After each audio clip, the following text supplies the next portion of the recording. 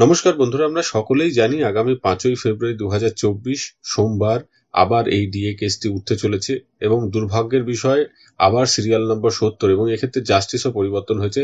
Honourable justice Rishikesh রয় এবং honourable justice প্রশান্ত কুমার মিশ্রা তাদের বেঞ্চে এই শুনানি হবে। এর অফিস রিপোর্টটি বেরিয়ে গেছে, সে বিষয়টি নিয়েই আমি আপনাদের সাথে এই ভিডিওতে আলোচনা করব। অফিস রিপোর্টে যেটা দেখা যাচ্ছে, এই অফিস রিপোর্টে যেটা বলেছে, বিগত 14/7/2023 যে অর্ডার হয়েছিল সেখানে অনারেবল জাস্টিস যারা ছিলেন তারা বলেছিলেন যে এই ম্যাটারটির জন্য এক্সটেন্সিভ কনসিডারেশনের দরকার, বিস্তারিত আলোচনা দরকার, তার আগে এটা হবে না, এর বিষয়ে রায় দেওয়া যাবে না। এবং পরবর্তীকালে তারা নভেম্বর মাসে এই কেসটিকে ফেলেছিলেন।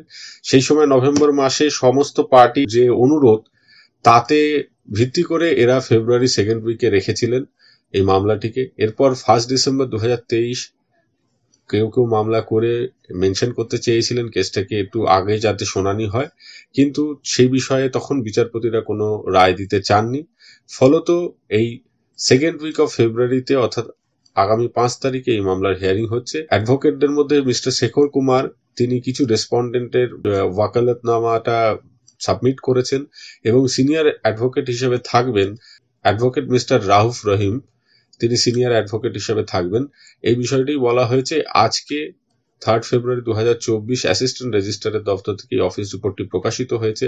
60 নম্বর সিরিয়ালে আছে। জানি না কতটা এক্সটেন্সিভ কনসিডারেশনের সুযোগ রয়েছে। যদি এ বিষয়ে কোনো বিস্তারিত আপডেট আসে, আগামী 5 তারিখ কি হয়, সেই বিষয়গুলো আমি আপনাদের সাথে অবশ্যই শেয়ার করব। ততক্ষণ আপনারা ভালো থাকবেন, সুস্থ থাকবেন। ধন্যবাদ।